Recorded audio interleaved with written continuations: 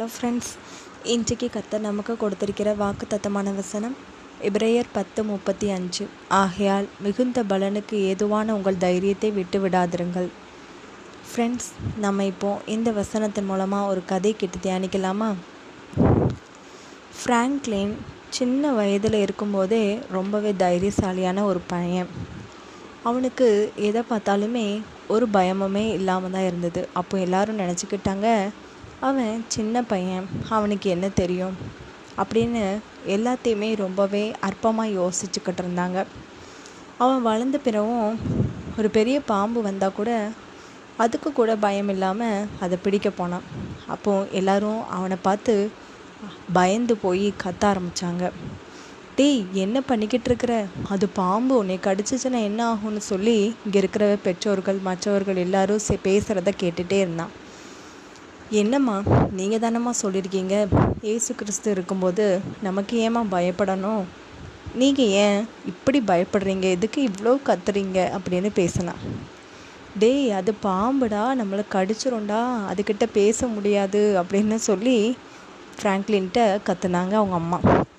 அப்போ ஃப்ராங்க்லின் சொன்னான், அம்மா, சர்ப்பங்களையும் தேள்களையும் மிதிக்கன்னு தானம்மா நம்ம படித்தோம் பைபிளில். அப்படி இருக்கும்போது இது என்ன செய்யும் அப்படின்னு சொல்லி அப்படி தூக்கி வீசினான். ஆனாலும் ஃப்ராங்க்லினுக்கு அது ஒன்றுமே பண்ணலை. அதை பார்த்த பெற்றவர்களும் மற்றவர்களுக்கும் ரொம்பவே ஆச்சரியமாக இருந்துச்சு. எப்படி இவனுக்கு இவ்வளோ தைரியம் வந்துச்சு அப்படின்னு எல்லாம் ரொம்ப ஆச்சரியப்பட்டாங்க. அப்போது ஒரு நாள் அவங்க அப்பா சொன்னாங்க, ஃப்ராங்க்லின் சின்ன வயசாக இருக்கும்போது ஊசி போட போனாலே அதையுமே ஊத்து கடந்து தான் பார்த்துக்கிட்டு இருப்பான். அவனுக்கு இது நாள் வரைக்கும் பயம்னா என்னன்னே தெரியாது போல், ரொம்ப தைரியமாக இருப்பான் அப்படின்னு சொன்னாங்க. அப்போது அவங்க அம்மா சொன்னாங்கன்னு, தைரியம் அப்படின்னா என்னதுன்னா பயத்தை நாம் நேருக்கு நேராக உத்து பார்க்குறது தான். ஆனால் என் பையன்தான் அது எல்லாத்தையும் ரொம்ப தைரியமாக உத்து பார்த்துட்ருப்பான்.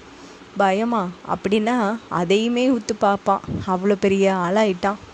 நாங்கள் சின்ன வயசுலேருந்தே, ஏன் அவன் பிறக்கிறதுக்கு முன்னாடி இருந்தே நாங்கள் சொல்ல ஒரே விஷயம் என்ன அப்படின்னா, எப்போவுமே தைரியமாக இருக்கணும், எதையும் பார்த்து பயப்படக்கூடாது, ஏசு நம்ம கூட இருக்காங்கன்னு சொல்லி தான் அவனை பெற்றெடுத்தேன். அது மட்டும் இல்லை, அவனை வளர்க்கும் போதும் இந்த வார்த்தைகளை நான் அவன்கிட்ட சொல்ல மறக்கலை. அதனால தான் என்னமோ தெரில, எதுக்குமே அவன் பயப்பட மாட்டேங்கிறான். ஆனால் அவனுடைய செயல்களை பார்த்து எனக்கு தான் ரொம்பவே பயமாகவும் அதிர்ச்சியாகவும் இருக்குது. சொல்கிறேன்னா அதை செய்ய முடியல.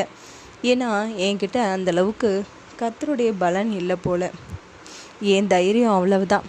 ஆனால் ஃப்ராங்க்லினை பார்க்கும்போது நாம் ஏன் இவ்வளோ தைரியம் இல்லாமல் இருக்கிறோன்னு யோசிச்சுக்கிடுவேன், அவ்வளவுதான் அப்படின்னு எல்லாருக்கிட்டேயும் சொன்னாங்க. அது கேட்டுக்கிட்டே இருந்த ஃப்ராங்க்லின், அம்மா, நான் எதுக்காவது பயப்படணுமா என்ன? இந்த உலகத்தில் ஏதாவது மோசம் வரும்னு நான் பயப்படணுமாம்மா அப்படின்னு கேட்டான். அப்போ அவங்க அம்மா சொன்னாங்க, இல்லைடா, நம்மளை இயேசு கிறிஸ்து காப்பாற்றுவார், எதுக்காகவும் நாம் பயப்பட வேண்டிய அவசியம் இல்லை. அந்தந்த நாளுக்கு கர்த்தர்கிட்ட நாம் சொல்லிட்டு போனால் நாம் நிம்மதியாக தான் இருப்போம்னு சொன்னாங்க. அப்புறம் ஏம்மா என்னுடைய செயல்களை குறித்து பயப்படுறேன்னு மற்றவங்கள்ட்ட சொல்கிறீங்க? நான் பயத்தையே நான் நேருக்கு நேரு உத்து பார்க்கறது தான் என்ன தைரியம்னு சொல்கிறீங்களே, என்னதுமா அப்படின்னு கேட்டான். இல்லைடா, உன்னுடைய தைரியத்தை நீ விட்டுறாத, நீ இதே மாதிரி தொடர்ந்தே போ.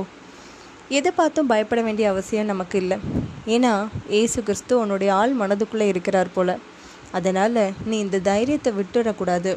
இன்னமும் நீ பலசாலியாக இருக்கணுங்கிறது என்னோட ஆசை தான். ஆனாலும் சில விஷயங்களை பார்க்கும்போது எனக்கு தைரியம் இல்லை, வேறு ஒன்றும் இல்லை அப்படின்னு சொன்னாங்க. அம்மா, அப்போ உங்களுக்குள்ள இயேசு கிறிஸ்து இல்லையான்னு கேட்டான். டேய், அப்படியெல்லாம் இல்லை, என்னுடைய தைரியம் அவ்வளவுதான்னு சொன்னேன். இயேசு இல்லாமையாட நான் இவ்வளோ நாள் உன் கூட வாழ்ந்துக்கிட்டு இருக்கேன் அப்படின்னு சொன்னாங்க. சரிம்மா, நல்லபடியாக நாம் இயேசுவையே சார்ந்து கொள்வோம் அப்படின்னு சொன்னான். இது சின்ன பையன் மனசு இவ்வளவு அழகாக நம்மளை கர்த்தர் அழகாக ரெடி பண்ணியிருக்கிறாருன்னு ரொம்ப சந்தோஷப்பட்டுக்கிட்டாங்க. அவங்களுடைய அம்மாவும் அப்பாவும் சந்தோஷப்பட்டு கர்த்தருக்கு நன்றியும் சொன்னாங்க. ஃப்ரெண்ட்ஸ், இன்றைக்கு உள்ள பிள்ளைங்களுக்கு எதை பார்த்தாலும் பயம். ஸ்கூல் திறக்க போதேன்னு ஒரு பயம், நம்ம ஸ்கூலில் நல்ல டீச்சர்ஸ் வருவாங்களான்னு ஒரு பயம். இப்படி நிறைய பயத்தை பார்த்து பார்த்து ரொம்பவே நொந்து போன நிறைய பிள்ளைங்க இருக்கிறாங்க. எப்போவுமே தைரியத்தை நம்ம விட்டுறக்கூடாது. கர்த்தர் நம்ம கூட இருக்கார். கர்த்தர் உங்களை ஆசீர்வதிப்பாராக. ஆமீன்.